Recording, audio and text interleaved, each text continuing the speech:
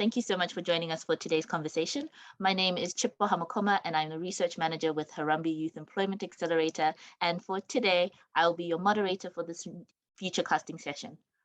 The Futurecasting Cape Town sessions are convened by the EDP and the City of Cape Town's Resilience Department and aim to create a platform for conversations across different sectors, looking at building future resilience for our city and beyond. The Western Cape Economic Development Partnership is a public benefit intermediary organization that helps stakeholders from different sectors to work together collaboratively to achieve inclusive and sustainable development outcomes and improve the well-being of our society. They specialize in systems mapping, designing collaborative partnering processes, and fostering adaptive management skills across all sectors. And today, they're the group that brings you this really exciting conversation in terms of helping us to understand how global crises, such as what's happening between Russia and Ukraine, help to shape and have an impact on the local context. To take us through that discussion today, we have some really exciting speakers. We have Ian Goldin, Professor of Globalisation and Development at the University of Oxford and an author. We also have Ronel Stander, the CEO of Westgrow, as well as Ebrahim Fakir, the Director of Programs at AUWAL Socio-economic Research Institute. And with that in mind, let's start the conversation. Ian?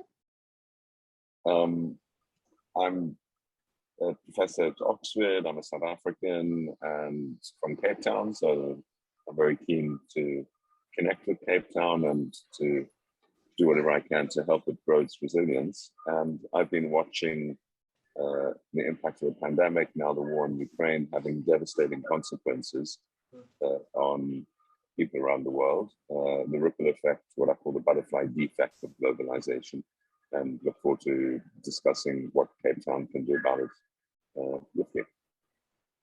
My view, that was awesome. Thank you so much. And thank you so much. And I don't know if we'd like to go on to Ronel next to introduce herself.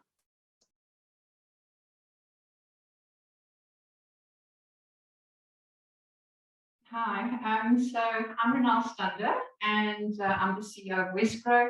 I'm born and bred in the Western Cape, and very happy to be making a contribution to the Western Cape economy. Obviously, Westgrow is the investment, trade and tourism promotion and facilitation agency. So some of the conversations that we're going to be having here today bear quite directly and indirectly on the Western Cape economy. So that is obviously my interest today. Thank you. Awesome. Thank you so much. And could we please have Ebrahim come through? Hi, good morning, everyone. Thank you for this very kind invitation. I'm often sometimes shocked, but also pleasantly surprised that I'm invited to these forums. I'm not entirely sure that I have always something to add, but nevertheless, I did live in Cape Town for a period of about 8 years, working first at Parliament under the Mandela administration as a committee researcher, and then subsequently at the Institute for Democracy in South Africa, IDASA.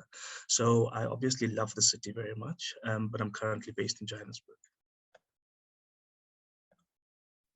Awesome. Thank you so much. And great to see that we have some representation from this other side of the world. So that's really fantastic. And maybe we can kick off with you, Ian. And I know that you've recently written a book, Rescue from Global Crisis to Better World. You reflect on how countries can bounce back from COVID. Are there any lessons that we can take from COVID into what's happening with the crisis in Ukraine at the moment? Yeah, there are many lessons. The first is that what we've seen from the COVID crisis is that governments can change their activities very rapidly. Particularly the rich countries were able to do remarkable things that would have been simply impossible in January 2020. And we as individuals can change what we do. Stop flying, stop seeing our families.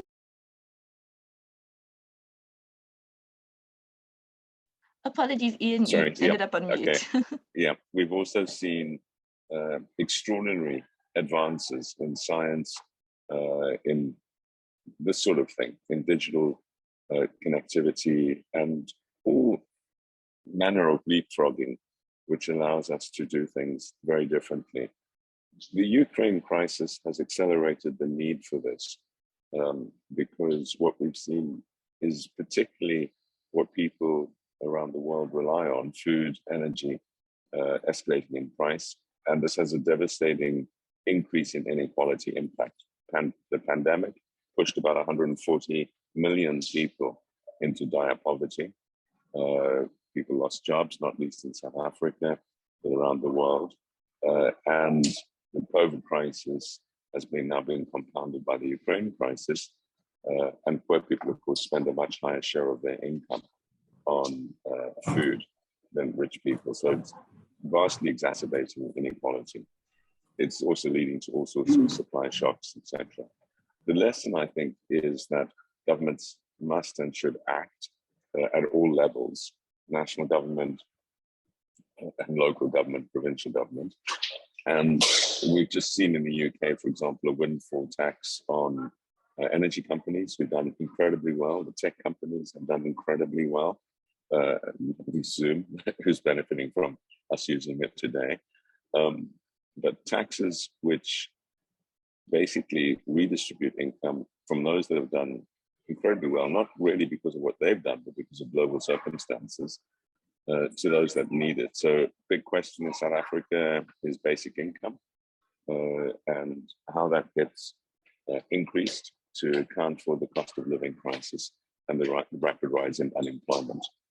At the municipal level, there's plenty that can be done. We've seen different cities around the world respond very, very differently.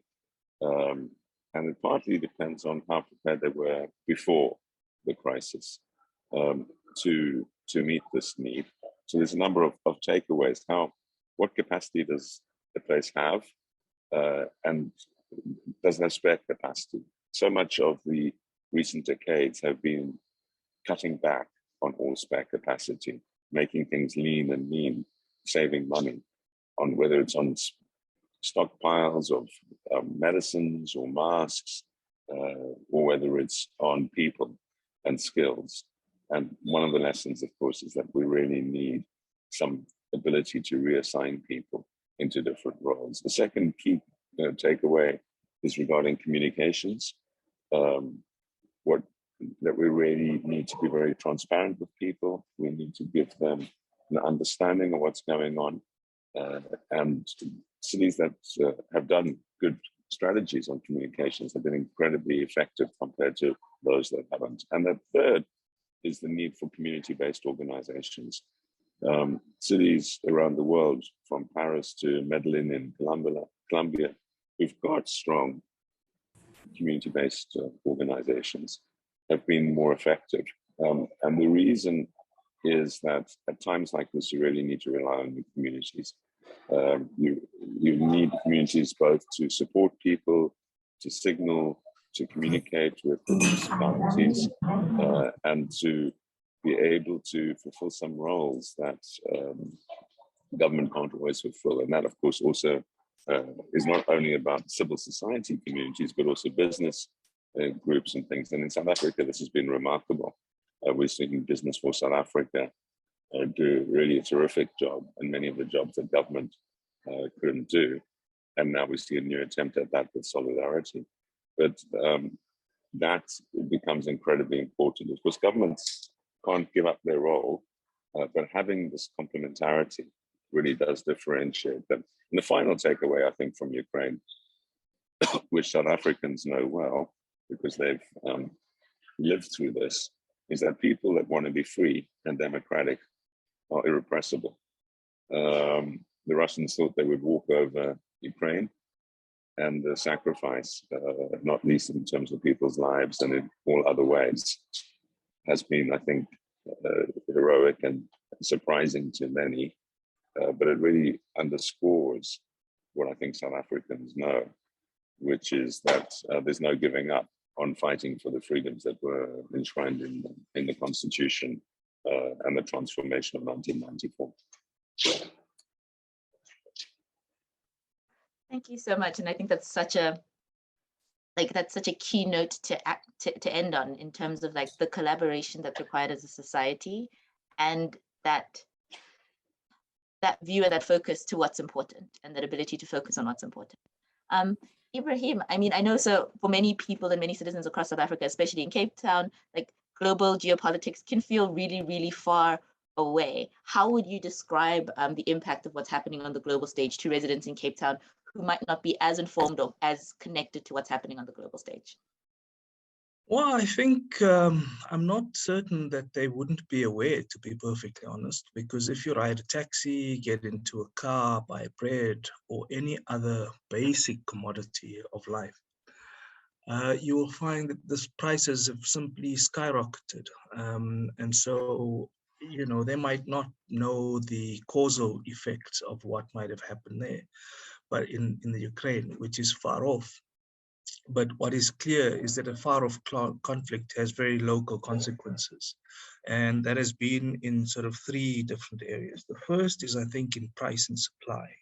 And so you've got crude oil, you've got even something as basic as cooking oil, it's like sunflower and so on, maize, wheat, soya, and so on, because, you know, Russia and Ukraine, I think account for roughly about 30% of what South Africa imports of these commodities. So that's the first, which obviously means it has major impacts on prices and on inflation.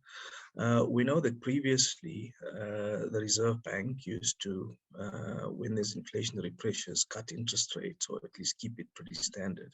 The last little while, the Monetary Policy Committee has not in fact done that. So now what you have is you have price inflation, you have high interest rates, but fundamentally, as Prof. Goldin pointed out, we've got major inequalities and we've got a stagnant economy, which I think we need not tell anyone that leads to degrees of stagflation, which means that people feel this directly in their pockets. So like I say, faraway conflict, but very, very local consequences.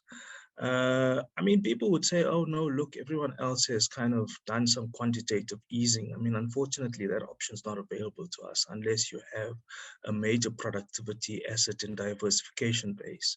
There's no possibility of actually having any degree of quantitative easing, because what you might end up with is quantitative squeezing. So we're unfortunately, I think, affected much more by domestic factors. So insofar as there's this real set of consequences which come from a faraway conflict, much of our problems are actually traceable to serious domestic factors.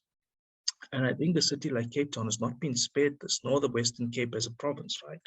So some of these factors, though they are global in nature, some of them like the Ukraine conflict, which of course just was something, well, some people say it's unexpected. I'm not entirely sure. Remember, the Europeans have been trying to broker some kind of deal with the Russians around Ukraine from around 2014, 2013, I think. Because this question of NATO and continuing to arm NATO has been a long-standing issue. But regardless of that fact, though it might have been predictable, some people might have foreseen that this would happen because of the nature of what geopolitics are looking like, but more importantly, I think now what geonomics are looking like, because countries have used their ability for trade and other, you know, commodity trade and so on, to leverage when they don't have hard power. But regardless, if we think about this internationally, I mean, it's not the first thing. This, you know, 2007, 2008, and the global food, fuel, and finance crisis had a major impact. So, you know, you have a society which is still reeling from those kind of problems, compounded by its own internal problems. And its internal problems, for me, if we want to build resilience, a city like Cape Town is connected, so is the province, so intimately connected to the rest of the domestic economy and domestic politics and economics. So the political economy, in my view at the moment, while the international stuff does have an impact and an influence, we've got much more serious problems on state capacity locally, firstly. Secondly, I think we've got major problems around politicized uncertainty. And what I mean by politicized uncertainty is something perhaps I can elaborate on briefly, but I'll come to in more detail later, is that when you've got, you know, local governments constructed of minority governments, or what some would want to call coalitions, but they are in fact technically minority governments. People are using the leverage of keeping the government in power or taking a kind of carrot and stick approach, but their approach is so narrow-minded, is so immediate, is so their interests are so narrow, some people might even call it recidivist, that it's leading to politicized uncertainty. So there's uncertainty, but the uncertainty is politicized. And that affects government administration. Of course, a city like Cape Town or even the Western Cape is immune from that kind of thing, right? Because it's got a majority government and that's all well and good. So it's got some benefits that might arise out of that, which we can talk about later. But politicized uncertainty is one. Arising from politicized uncertainty is institutional ambiguity. Now, quite apart from what we've had and heard at the Zondo Commission, of repurposing of state institutions, arising out of politicized uncertainty is institutional ambiguity. So institutions are serving all kinds of other purposes other than the ones they have been in fact established for and to serving societal or public interests. And so I think there's a deep connection between the two, but my focus would largely be on what can we fix locally, because some of these things are completely outside of our sphere of control or even our sphere of influence as a country, as a society. And so therefore, when I argue for what I think is some kind of autonomy, I'm not feeding into the narrative about a secessionist Western Cape. Not by any means, but there is a degree of autonomy which needs to be built in order to future-proof the city, especially if you need to get away from institutional ambiguity and politicized uncertainty. I'll stop there for now. Thanks, Chipo. Awesome. Thank you so much, Ebrahim. And I think I'm really excited to see where this conversation will go, but I think what I'm hearing is this idea that what's happening in a global crisis is the amplification and the compounding of issues that were already present on the local context. And also, I think what's interesting in the South African case is that framing of politicized uncertainty is something that we've been dealing with as a country for a long time. So from 1994 onwards, there's always this imagination of like, what's the thing that will push South Africa over the edge? And I really like the way that you're framing it in terms of, okay, this has actually now become a political tool that we're using. And I think that's such a great way to take us to Ronel, who as the CEO of Westgrow is in an administrative function in the city during this time, where the city's just recovered, or at least is in the process of recovering from the huge shock of COVID and is now dealing with new shocks from the global consciousness. And it'd be really interesting to find out, what does that look like on the ground, and what impact is that happening in the city and the project, particularly in terms of energy and food, in terms of how you're looking at like policy action in the city? Thank you so much, and good morning, everyone. Really a pleasure to be participating on this platform this morning. I've really been quite inspired by how the Western Cape and the city of Cape Town has responded to various crises in the Western Cape. So don't forget that the Western Cape has had its fair share of local and global crises. You know, we went through credit downgrades, the drought, COVID, the SA variant naming convention, the impact of the current conflict, and of course, the current energy crisis.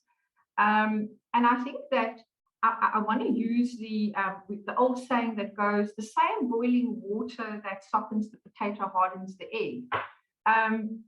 And certainly in the Western Cape, I think, you know, it is, and I think that Ebrahim touched on it, you know, because there's a majority government, there's also quite a positive response. So it's always about how you respond to the crisis that becomes important.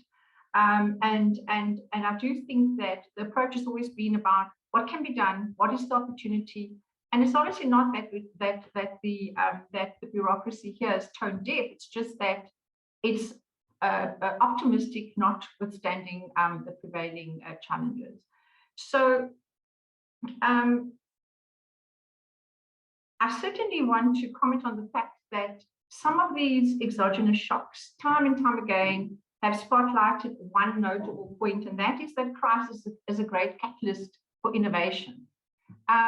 Global crises are out of our control. However, I believe that the Western Cape have built capabilities across government and in collaboration with the private sector to mitigate for the certainty that a new crisis is indeed around the corner.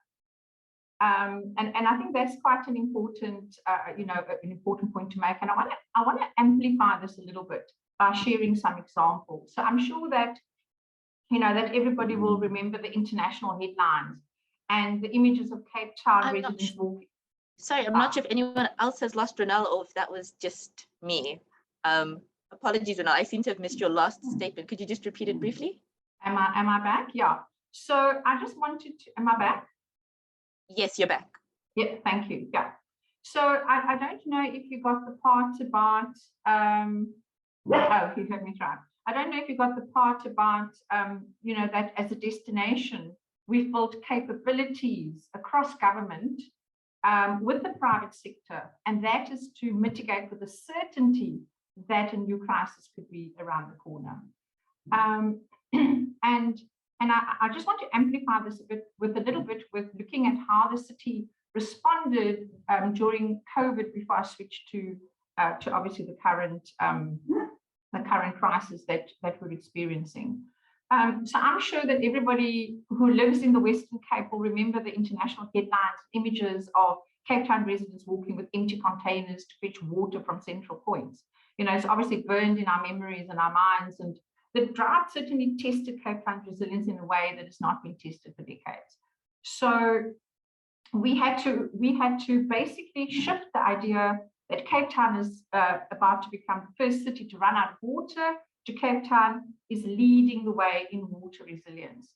And certainly those of you that were around at the time would remember that we had a powerful collaboration which was called the Water War Room. It was run out of Westboro at the time and included stakeholders from across the private sector, government, and this team worked around the clock to turn the crisis into a model or a playbook for other crises that will certainly be facing similar challenges like climate change, you know, going forward.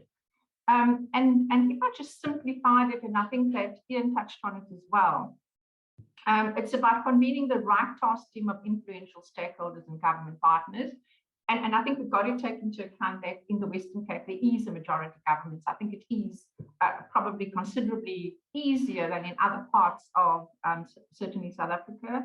Having alignment of key messages, having one central point of accurate and verified information, international digital tracking of conversations surrounding the destination, leading press coverage locally and internationally, and of course, working with business and the community to share accurate information, because I think during a crisis, you know, sharing accurate information is really, really important. And we've certainly continued to use this model. Now, the COVID pandemic, for example, and the current pandemic touches on all parts of Wesboro's core mandates: trade, investment, tourism, and facilitation. So when the global supply chains were disrupted, we certainly started building resilience. And a number of initiatives piloted. And I want to talk a little bit to the innovation and how crisis leads to innovation. At Wesboro, for example, we digitized our export proposition, built a digital marketplace, the Cape Trade portal, and buyers and sellers continued to trade. We had virtual wine shows, wine tastings, etc. The Cape Town International Convention Centre converted to a hospital in record time, allowing the Western Cape room to spare, you know, when the pandemic peaked in the Western Cape. Sadly, the crisis also highlighted, and I think this is what Ebrahim also mentioned, is the digital divide at schools. So some schools were able to pivot to a digital platform, whereas most schools were left ill-equipped to shift. On the other hand, businesses had to adapt, continue operating. On the one hand, this built resilience by ensuring local supply chain for critical products like PPE, hospital beds, ventilators, and sanitizers. And many companies adapted during COVID to making PPEs and sanitizers. And one such company, of course, is Distel, who produced 1,000 liters of alcohol for sanitizer for both, you know, for commercial and societal purposes. So while COVID-19 created significant disruption, just switching, you know, to going a little bit more global now, it created significant disruption to global supply chains. And we saw clogged ports, expensive cargo capacity, emergency shipments becoming prevalent. Then, of course, came the Russian-Ukraine conflict. And this has certainly compounded supply chain challenges in critical sectors, in agriculture, automotive, energy and food. I don't know if you're aware, but probably for the last while, it was impossible to buy a new car in South Africa because some of the parts were not, it was impossible to import parts into the Western Cape, around the world, I think. We've also seen, you know, as the conflict has obviously unfolded, we also seen product line closures, transport delays, and spiraling input costs. So just as an example, I had a session with exporters yesterday.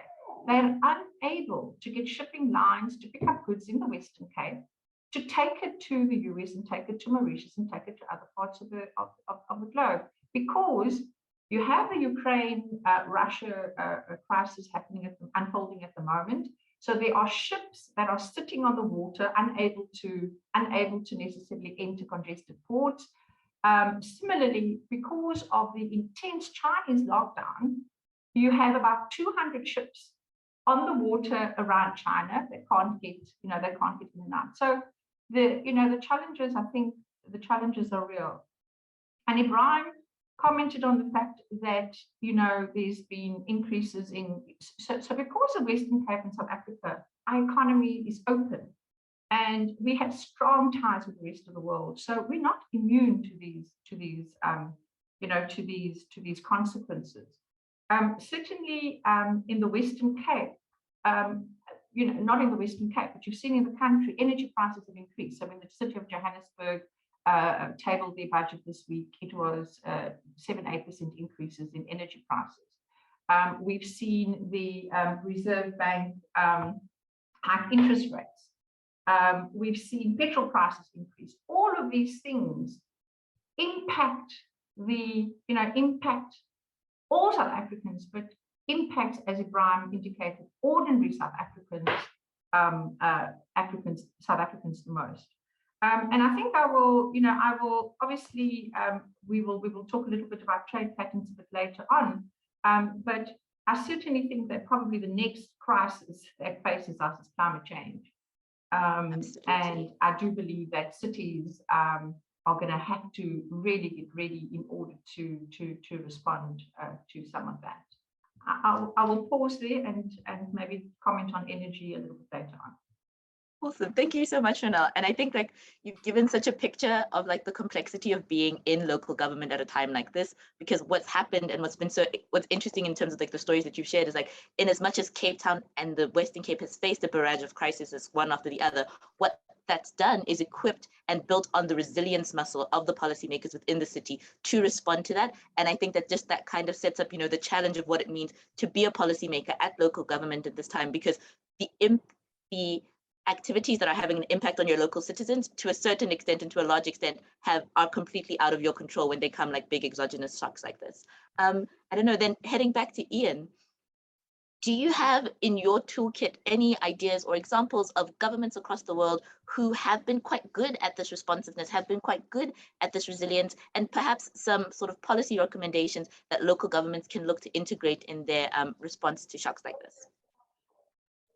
Yeah, I think what's been remarkable about this shock, like any global shock, is that it provides a very quick laboratory around the world as to how different people are doing and how one can prepare. And it's not about autocracies versus democracies. Some democracies have done really badly, others have done very well, similarly with autocracies. Places that are led by women, countries that are led by women have tended to do better. But it's also important to recognize that in the short term, you might look like you're doing well, as was evident, for example, in Australia, New Zealand, and China. But in the long term, that might not be the same story. In terms of places, I'm very struck by Medellin in Colombia, which has gone from being the highest crime rate in the world, even worse than parts of South Africa, to extremely low, well below Chicago and many other cities, based on progress they made through community organizations, through anti-corruption activities, and now through the rollout of vaccines. So this has really helped them in building trust. And one of the big takeaways from the opposite, for example, Hong Kong, is the very low trust, leading to very low take-up of vaccines. So you contrast, say, only 30% people double or triple vaccinated above the age of 70 in some Chinese cities, with 90% in Medellin. So trust, when you build it, helps you in an emergency. And that's certainly the case in many, many places. And that's something you have to do before a crisis. I think, as I mentioned earlier, the capacity to mobilize resources, and that means, do you have any budget? Do you have any people left, is extremely important. Ebrahim rightly mentioned that the capacity constraints in poor countries or developing countries don't allow them the options that, for example, rich cities would have. But there's still the potential, I think, to have a capacity to move out resources between different things.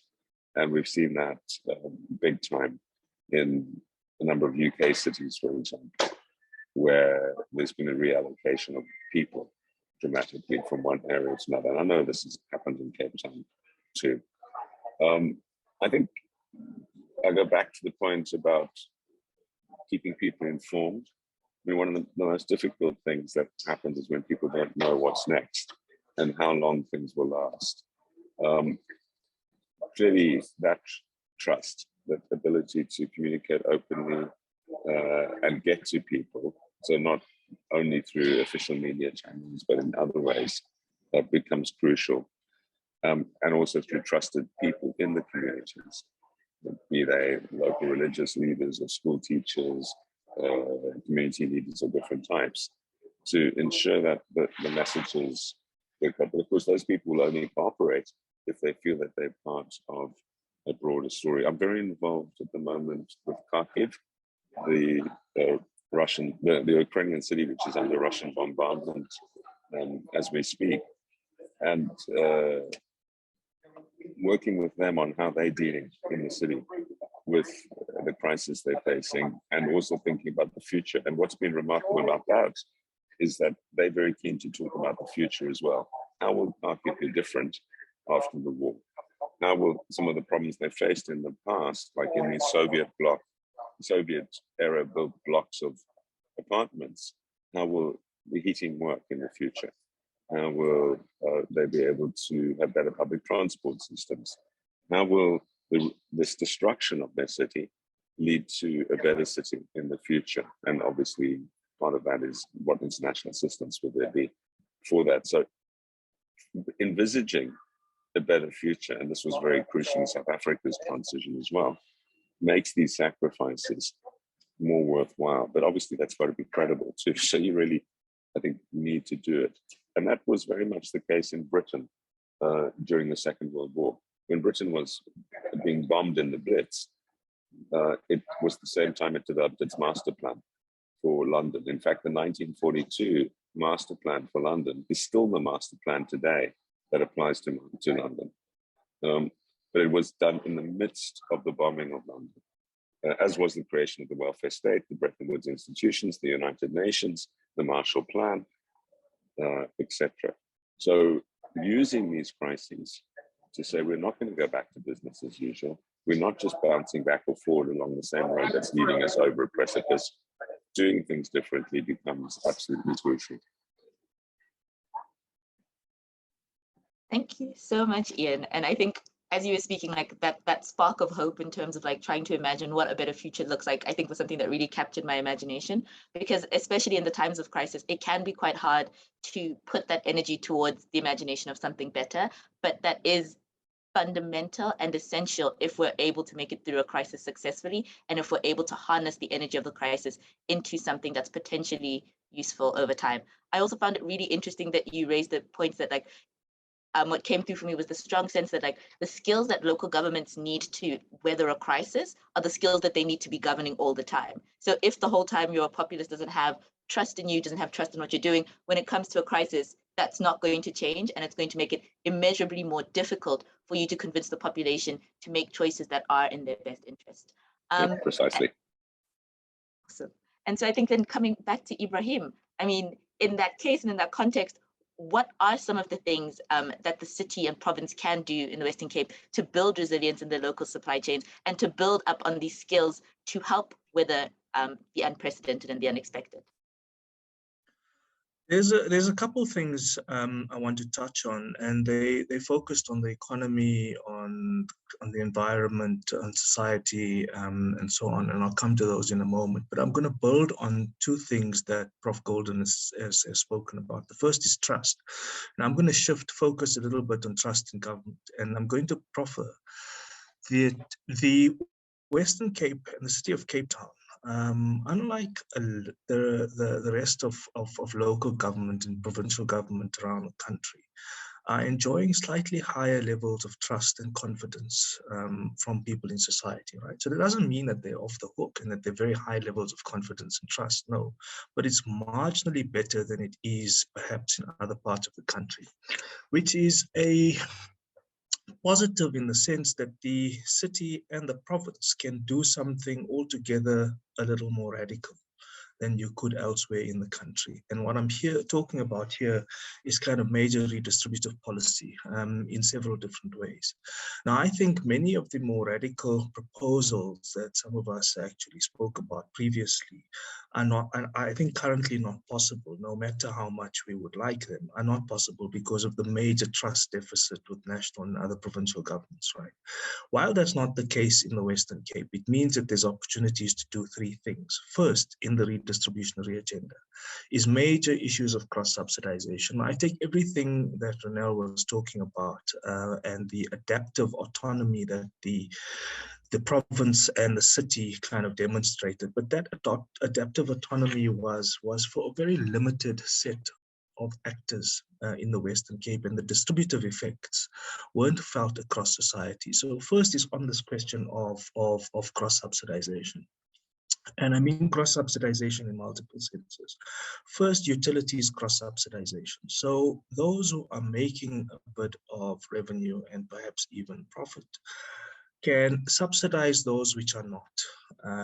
And this should happen across the province if you want to build societal resistance. And I see someone in the chat was talking about mutual aid, and solidarity and mutuality are two of the things I talk about when I come to society. So the first is that redistributive and cross-subsidizing possibilities. The second is cross-subsidization from community to community. No, so not from utilities, but from community to community. So those who are in wealthier, better off areas should be paying slightly higher rates, slightly higher tariffs, so on. This is an unpopular view, but I think it's something which is going to be absolutely necessary because national government, provincial, other provincial governments, and so on, society itself is not going to rehabilitate and reform anytime soon.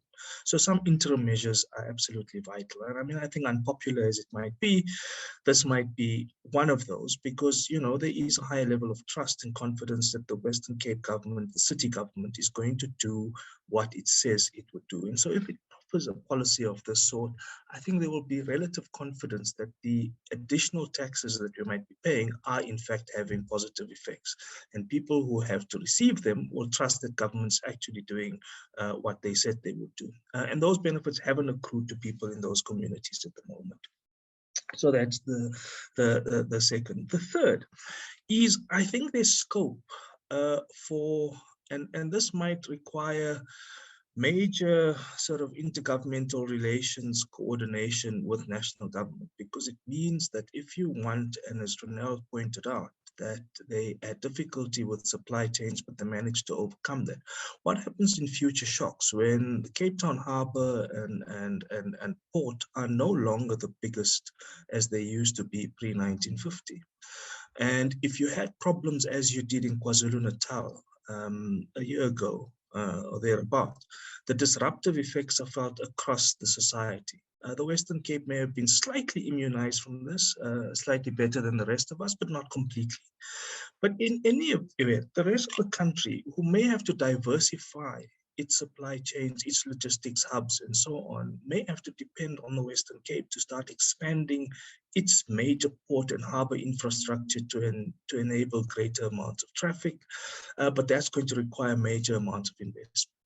Now, if you combine those two, where you're asking for greater investments from the city and the province, but you're also asking for greater redistribution, unfortunately, someone has to take the hit here, and those may be those who are more wealthy, because the inequality index is rising scarily. Prof.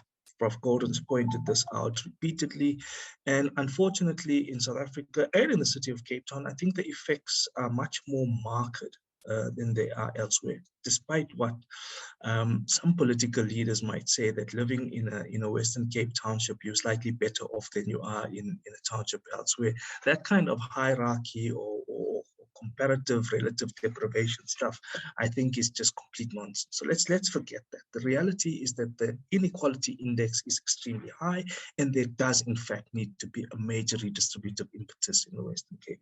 I've given two examples. The third is, fundamentally, if you take lessons again from KwaZulu-Natal, unfortunately, and much more recent stuff around the floods, then the impetus for reducing the levels of informal settlements that exist in the city are absolutely vital. And I don't think, things like informal settlement upgrading, it may be a short-term temporary fix, but I don't think it's going to be a long-term fix if you want to build resilient communities, particularly in that part of the country. Fourth is moving away from concentrations in the economy, particularly in the Western Cape: tourism, agriculture, a little bit of financial services, and major diversification has to start to happen. I think, of course, there's agri-processing and so on, but how do you immunize an economy which is dependent on tourism, which is dependent on certain sectors in the economy, and diversification is one of those, into commercial services, business services, and so on. And those sectors, I think, are going to require some degree of subsidization, tax breaks, incentives, and so on. And that's going to come at the cost of the provincial fiscus. And I've been looking through the constitution. Does the provincial government have the power and authority to do so? To a degree, it does. And I think that's one of the things it needs to start engaging in. So there are three opportunities, if I'm going to just conclude quickly. First is that there are major sort of contradictory things going on in the international community, right? So conflict and other things aside, I mean, while some parts of the world are integrating and so on because of globalization, you've also got contradictory impulses like Brexit, which means that there's a whole new market which is looking for partners and so on. So direct relationships, given our history, it's an obvious win-win situation.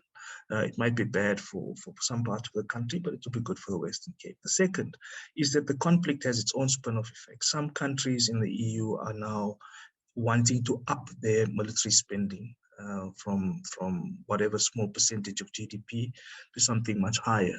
Of course, there's a moral hazard in this, but I mean, if you're supplying components, raw materials, secondary manufacturing of components for armaments and so on, morally hazardous as that might be, it's an opportunity if growth is your only gaze. The third is that as sanctions start to be imposed on Russia and so on, those markets are going to look to procure. I mean, already, some parts, Tanzania, elsewhere where gas deposits are high, are looking at new opportunities where European countries are going to have to procure from them. And I don't know what kind of reserves, what kind of natural resources the Western Cape and the city start to offer, but there's another opportunity. Sure, I feel like you provided a full bouquet of interventions and the potential and the potential for different actors to come into the party in terms of this. I really loved the framing that you had in terms of like one of the core things that are needed are greater investment as well as greater redistribution. And I think that that's a tension that we as a country haven't sat quite easily with. And it's a really interesting place for policymakers and state actors to really jump in. Maybe if we can head on over to Ronel, and I realized that I've been making some confusions with thinking of Westgrow as the part of the city government institution, so apologies for that on my part. But that does kind of raise the question as well in terms of like, with all that's required of cities and with all that's required of local government in responding to crisis, and in all that's required of non-state actors in coming to the party, what kind of interdependencies has this crisis revealed in terms of what's happening at the moment in Russia and Ukraine, and how does that impact the city, and how does that impact Cape Town and the Western Cape more broadly? So what are the interdependencies that are at play if we want to see success, and what are some of the surprising ways that those interdependencies are showing up? Yeah, so thank you very much for that. And I just wanted to maybe comment on, before I start, I wanted to comment on something that that Ebrahim touched on. And that is the concept of I think he used the word, not redistribution, he used the word redistribution. And I think certainly I want to maybe just not say the same thing, but say that you know, poverty is probably the single biggest threat to economic growth in the Western Cape. And I think that across the tiers of government, I think there's some recognition of that. And I have been rather pleasantly surprised with some of the developments that are taking place at the moment. And from certainly at a local government level. So the first big thing is that the mayor recently released land for housing in the city for lower income citizens.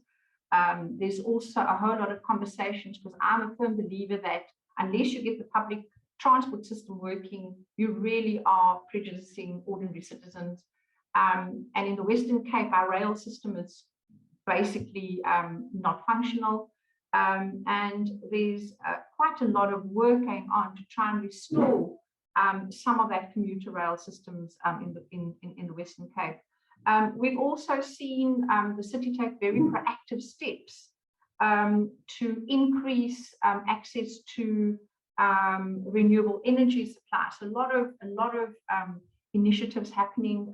We're probably going to be one of the first cities that will be, well, the aim is to be one of the first cities that are not dependent on the Eskom grid. So there's quite a lot of work going on, and a lot more work definitely needs to happen. And I think there's a rising awareness of this across the province.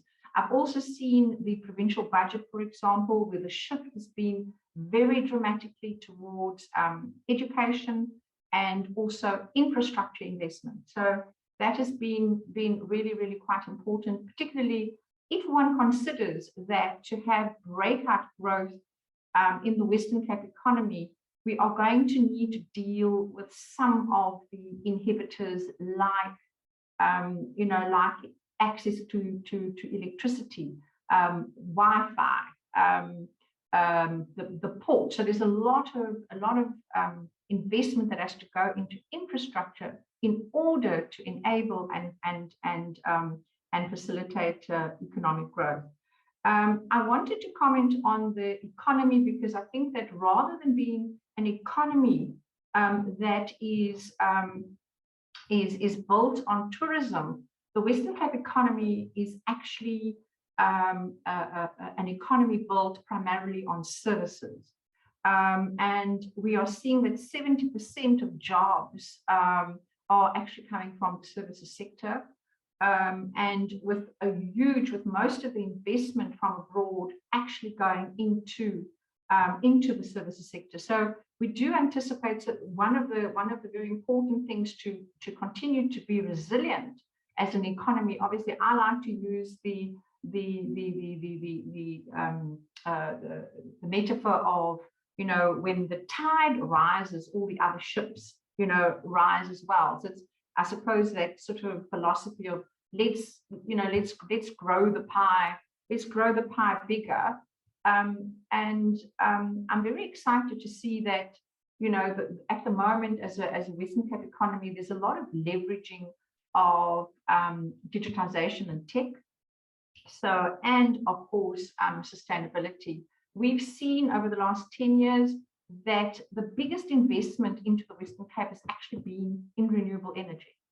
And so there's definitely, a huge shift in terms of that. So as a Wesgro, together with all of, so we see ourselves as being part of a broader economic team leading the process to improve competitiveness of the Western Cape and growth. But I think that it is not just growth. It can't just be growth. It has to be inclusive growth. And there's a lot of work that that has to go into that to ensure that it's inclusive growth that we're talking about and not simply growth. So maybe just to also comment on the fact that we're an economy which is very, very much connected with the rest of the world, and we certainly are experiencing all of the issues that other economies are experiencing, and there's a lot of work that is also going on to look at the extent to which we can, and I think both COVID and the Ukraine-Russia crisis or conflict drew attention to the fact that as an African continent, we definitely have to also start drawing on each other's strengths. With COVID, we got completely locked off with everything stopping. And there's also a lot of work going on saying, look, what are the opportunities for local supply chain structures? What are the opportunities for getting products from the rest of Africa? But there's also So I think that probably covers lots of collaboration, required across public and private sectors and universities. And I think that certainly there's a really, really strong collaboration with universities. We've seen, and I don't want to mention the name of it, well, it's Stellenbosch, for example, that got a division that looks at innovation and commercialization of that innovation. And so there are lots and lots of opportunities to really convert some of that innovation into commercial offerings, and thereby leapfrog into the future. So it's also really about increasing the use of technology and innovation as we go forward. Certainly from the Western Cape's perspective, we're looking at tech and green to ensure that the overall economy remains and continues to be resilient. So a huge focus on tech and green. Thank you. Thank you so much for your intervention. I think listening to you talk as somebody very far away in Gauteng, or at least moderately far in Gauteng, I was like, oh, actually, it sounds like there's some really interesting and exciting things that are happening in the Western Cape. And there's some really interesting interventions for people to jump into and to really get involved in terms of like promoting economic growth overall. And I think, Ebrahim, that takes me, I think, to my next question to you in terms of what then, in the context of all of this fullness, in the context of all of this opportunity, all of this complexity, what's the role of the citizens? So what are citizens and people on the ground supposed to do in response to this? And what are some exciting or interesting avenues where they can put their efforts and their energies towards solving and addressing some of the complexities created by this crisis?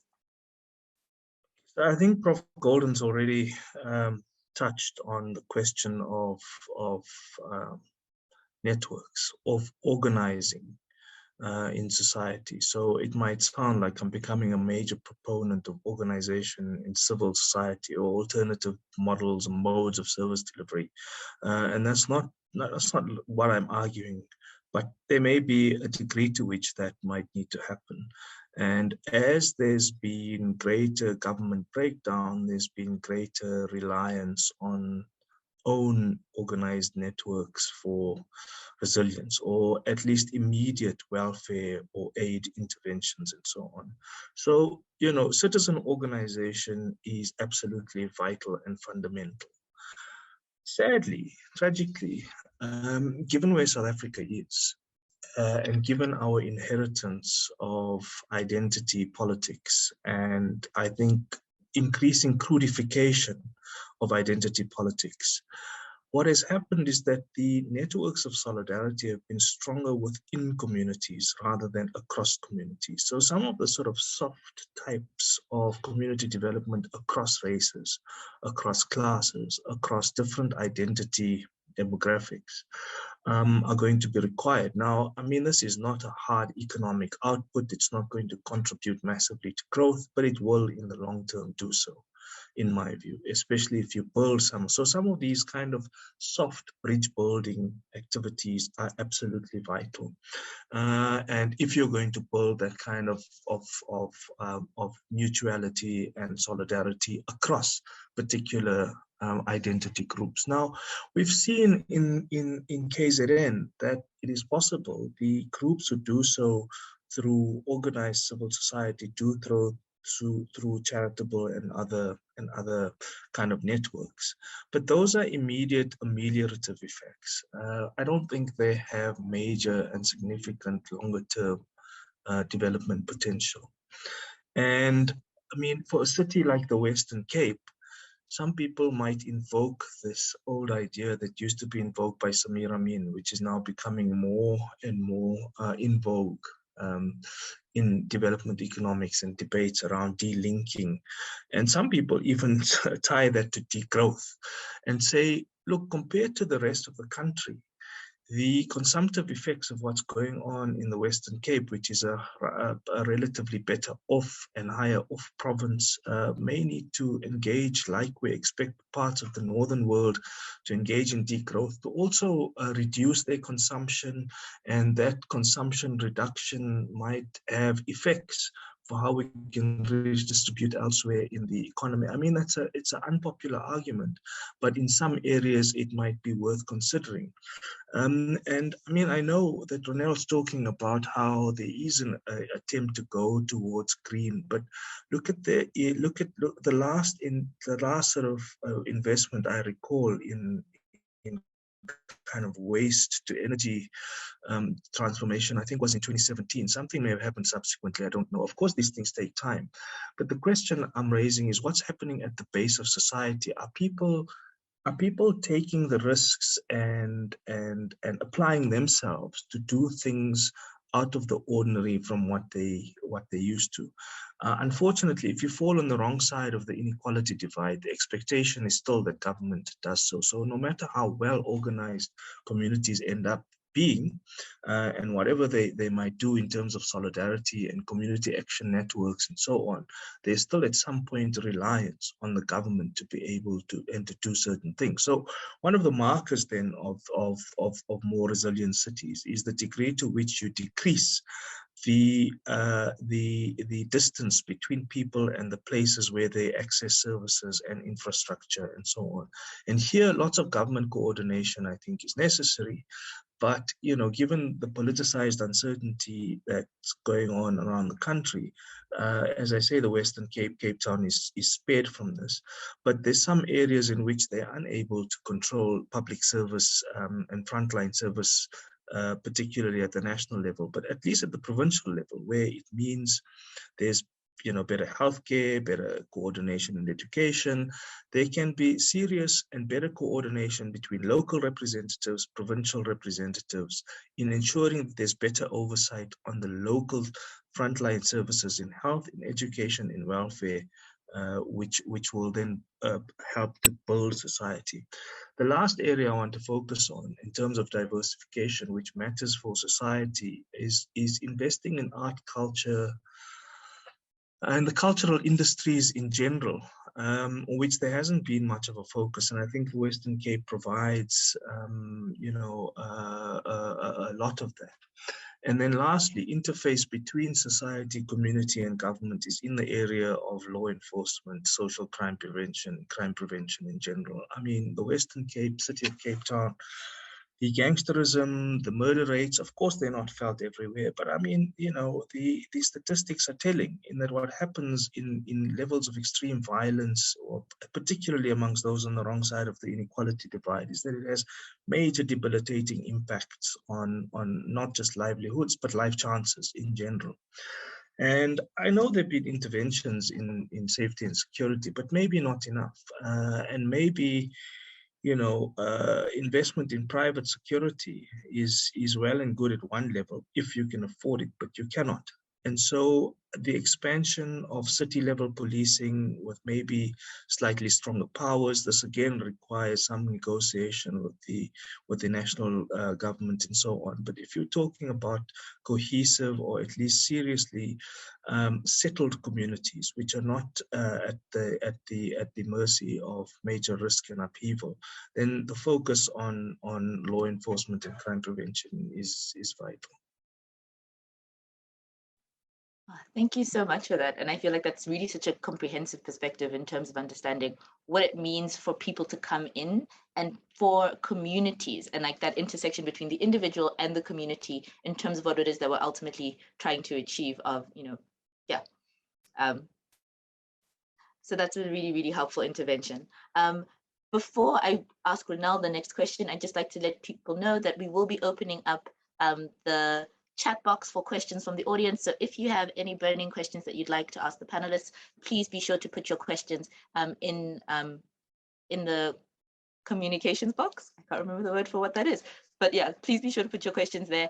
And if you put a question in earlier and it's been like put down under chat, please put your question in again so that I can see it and make sure to ask these questions to our panelists. And so then I think coming towards you, Ronald, in this view of the community, the individual, the government, what's the role of the private sector, and what role does the private sector have to play in terms of helping us to address these crises and shocks? Yeah, yeah. So I believe that the private sector has a very important role to play. And I think that certainly what we saw during COVID is that the private sector found its voice because it was quite important for them to lobby government, and they became a little bit more organized. So we saw that happening, and they had to lobby government to open the economy and to obviously get things done. So I believe that the private sector has a really important role to play. I do believe that it has to be certainly a collaboration, you know, across the public and of course private sectors. But I wanted to also just, you know, take the opportunity to use, you know, Ebrahim raised the question of green, but I also want to use the opportunity to talk about how, in fact, the private sector are leading the charge in terms of the green transition, you know. So if you look at the, if you just look at the public transport system in the Western Cape, buses, for example, right now the Golden Arrow. Now, Golden Arrow is quite an interesting situation because it's actually a company owned by the unions, and that is how it's funded. But they are investing in 100 electric buses to be used on the streets of the Western Cape. You're seeing in the, we've got a sister organization or a sibling organization called Green Cape, and they are certainly spearheading really, really amazing opportunities in the circular economy.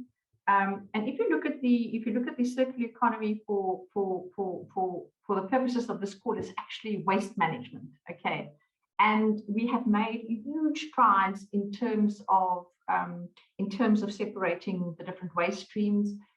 The city has just promulgated regulations to separate waste at source, and this is something that's coming in the future.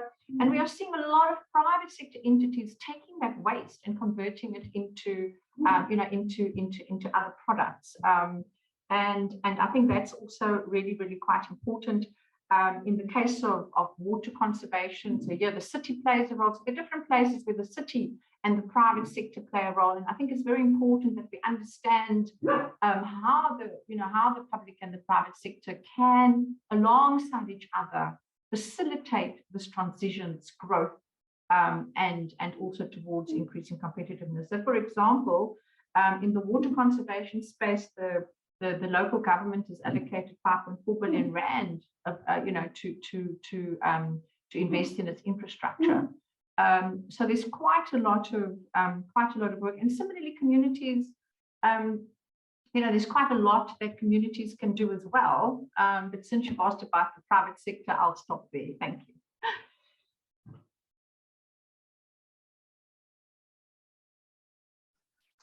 Apologies, I was still on mute.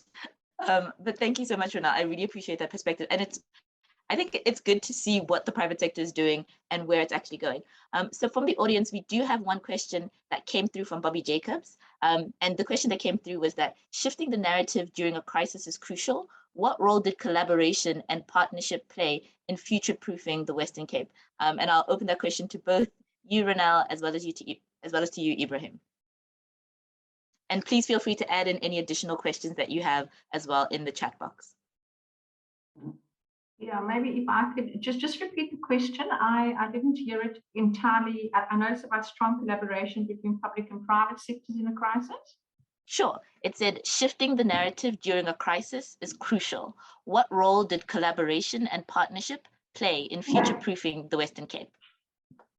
Yeah, I think collaboration is absolutely critical in future-proofing the Western Cape. I think it's a non-negotiable that the public, the private sector, and universities and communities have to work together to future-proof the Western Cape. And we've seen it in action in the Western Cape across different crises. So it's not like, it's something that is tried and tested, and I'd be very happy to share that playbook with everybody.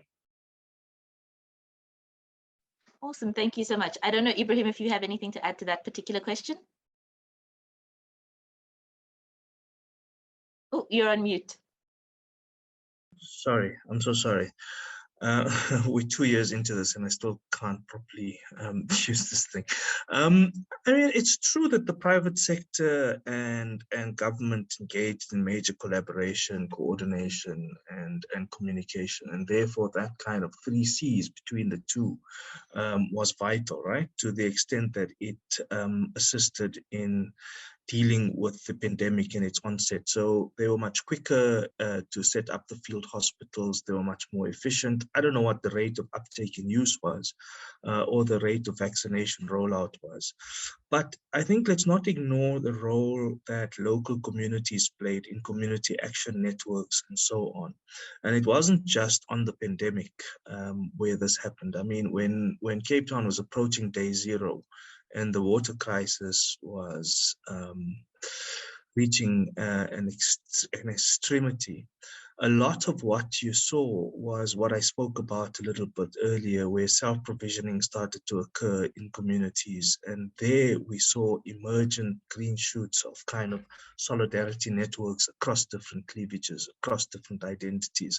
Unfortunately, it didn't last, because I think when the competition over economic and other resources start to normalize and societies start to have a greater amount of the kind of basic needs being met, then there's a retreat into the more instinctive, insular, inward-looking type of thing, which is why I think it's important not to ignore first that the communities did in fact help themselves and help each other, But some of the things I spoke about earlier, like the soft type of approach of building bridges amongst different communities, particularly in a divided society, I think is going to be critical. So you've got this kind of coordination, collaboration that happened at one level, and perhaps through day zero and the early onset of the economy, of the pandemic, happened at different levels. They haven't been sustained over time, and something needs to be done. It's costly. It doesn't have immediate benefits. There's no immediate contributor to growth, but there is an immediate contributor to stability. And some of the degrowth arguments might suggest that, of course, there isn't a contribution to growth and GDP of the province, but its stability effects are such that it enables future growth. And if you want to future-proof, especially where there's going to be greater competition for resources, where another day zero type situation might come up, another pandemic might emerge, any number of shocks might emerge in the biome, as they call it, then this kind of cross-community resilience is going to be as important as the kind of collaboration between government and the private sector. Thank you so much. That's such a powerful framing for this idea of cross-community resilience, especially, as we prepare for the unprecedented and as we prepare for the unexpected. I'm going to be closing out in a few minutes, but if there are any last questions, please feel free to raise them in the chat. And then I guess Ronel and Ebrahim, if you could please prepare your closing statements whilst I raise the announcement and have a little bit of an ad break for the next version of the Future Proofing series. So the next Futurecasting webinar will address the issue of flood preparedness for Cape Town. It's going to be happening on Thursday, the 23rd of June at 10 a.m. So please, if that's an issue that you're interested in, please join us for that following conversation. And I will turn to Ronel, if you could please share your closing statement for us. I suppose my closing statement is that crises are great catalysts for innovation. And I think that we've certainly seen that and in the Western Cape. I just also want to say that I really do agree that it's imperative that we that the public-private partnership, the collaboration across the public and private sector, that we need to institutionalize that, and that it can't just be something that happens when there is a crisis. I thought that I just wanted to share two initiatives, certainly where in the Western Cape there's a very strong collaboration on trying to achieve two outcomes, and the one is called the Cape Town Air Access Project, where we have worked. It's a public-private partnership where we work together to try and attract international airlines to fly directly to Cape Town International Airport. We've seen some success. We've got 27 direct connections, of which 23 are active again. And then similarly, the public sector and the private sector have again coalesced to try and attract cruise ships to the Western Cape. And we're also seeing some phenomenal success with 104 ships having confirmed that they're going to be arriving in the Western Cape in the next season. So I think that definitely it's about the institutionalization of public-private sector collaboration, and recognizing also that we need to you know, innovation is really an important outcome, and so we have to come back better and, you know, better than we were before. Yeah, thank you. Thank you so much, Ronel. I really love that idea of us coming back better than we were before, of us using the energy of these crises to get to a place that we haven't been. Ebrahim, if you'd like to provide your closing statement. Thanks, and thanks again for inviting me to this. I really enjoyed it, despite the fact that I was shocked that I was invited and I wasn't sure I was the most appropriate person. Turns out it was okay. I'm glad that the next iteration in the series is about disaster management and thinking about the KZN floods. Unfortunately, I've used KZN repeatedly as an example, perhaps of what not to do. And the last thing I want to say on this is, I mean, I think KZN shows what things would look like if you aren't prepared for disasters and their disaster management processes are not in place. I mean, I think someone did a cursory comparison of what happened floods in Mozambique a little while ago and the kind of help South Africa was able to give because there was government preparedness in the fact that there was air assistance, there were helicopters which could go, there were relief efforts which were quickly deployed, and there was a major coordination effort between government and the civil society sector. In the KZN floods, none of that was in evidence. Basically, communities had to fend for themselves, government came late to the party. And so one of the things I had about this question of adaptive autonomy that's required for Cape Town and Western Cape, without arguing that there must be a secessionist impulse, this adaptive autonomy is important. Disaster management and being prepared for it is one of those. Because, I mean, look at what the recurrence of issues have been. They've been cyclical, they've been recurrent, and they've been persistent. And I mean, other than the shock of the conflict in Ukraine, just think of the things that we had to go through domestically. First, as I mentioned, there was the food finance and fuel crisis of 2000, 2007, 2008, right? So that's the first. The second is you have the climate emergency, which is much more urgent and becoming way more urgent than it is. I mean, Cape Town experiences this through the fires, on the side of mountains, shack fires, or you name it, it happens. So this question of disaster management is absolutely vital. Contrast that, as I say, with the KZN.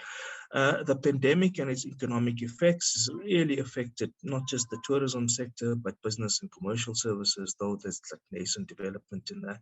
And then you think about the seditious insurrectionary impulses that occurred in KZN last year. So it's vital then that the adaptive autonomy on the Western Cape is done through economic diversification, expansion of infrastructure, particularly ports. Renal was talking about the air and sea, and I would add road to that. I'm not always sure about the land. I mean, about the air because of the climate effects, and I mean, people are going for carbon offsets and so on. But there's no way that either your transition to renewables or green energy or cutting emissions is going to keep pace with the kind of, and again, it's a degrowth argument, with the kind of emissions which need to be cut, which will be offset by your transitions. I don't think it's going to happen quick enough. So I think road, sea, are vital ones to focus on, particularly when you're thinking about road which wants to connect the rest of the country to the Western Cape, when you have problems in hubs which have developed in KZN, and you have problems like you did last year. On the question of diversification, I think I've noted in which areas there have to be infrastructure, particularly expansion of the port and harbour to handle much more traffic with greater efficiencies, and also to say that yes, the Western Cape and Cape Town governments enjoy much more trust and confidence than governments around the country. And so therefore they have the opportunity to do something much more radical that we've been accustomed to. Cross-subsidization, I think for me, is going to be an important one. Thank you very much again for having me. Oh, thank you very, very much. Thank you so much, Ebrahim and Renel, and also to Ian, who had to drop off a little bit earlier. Your contributions to the session have been absolutely fantastic. I know for me, there are a couple of things that I'm going to be taking home with me in terms of principles and actions to be aware of as we think through crisis mitigation and as we prepare for the next big thing. And that is that what we're doing in a crisis is going to be fundamentally informed by the skills that we've built elsewhere. So if our local government skills aren't up to par before a crisis is not the time that they're magically going to come to the surface. So there really is a need to emphasize on those fundamentals. That trust is such a core part of what will allow what's possible within the citizenry. And so it gives us the opportunity to do more exciting things, but that in the absence of trust, that you have the potential to really thwart whatever beneficial policies that you may have designed or put in place. I think that idea that we're in this together, that whatever comes next, we're all going to have to face it together, and that unless we can find ways of collaboration across different entities, both state and non-state, we will have a problem in trying to resolve or to like move past these things. So there really needs to be that investment in community-based connection, even if the results aren't immediately clear, or even if the results aren't immediately clear. I mean, the example of Cape Town has showed me that as well, that these issues will come again. So the crises keep on coming. It doesn't seem like there's going to be a pause. And so to have that kind of preparedness and that readiness for that, actually, there's a really good chance that we might not be able to predict what comes next, but we really can invest in the kind of tools that can help us to address it. And also, I really love that idea that you shared, Ronald, in that we can build back better. So even if the crises do keep coming, we have the opportunity to build back better. And I think that's probably what I'm going to tuck under my pillow at night, is that we can do this and we can build back better. Thank you so much again to our speakers. I'm so grateful for the contributions and the input that you put in today. Thank you so much to the participants in the audience. We're really grateful for you to come and to share in this rich discussion. We look forward to having more conversations with you. And please remember that there will be another Futurecasting session on the 23rd of June that looks at preparation for floods. So thank you so much to everybody who's joined us today. Have a lovely Friday and a lovely weekend. Bye. Thank you. Bye. Bye-bye. Thank you. Thanks, everyone. Bye.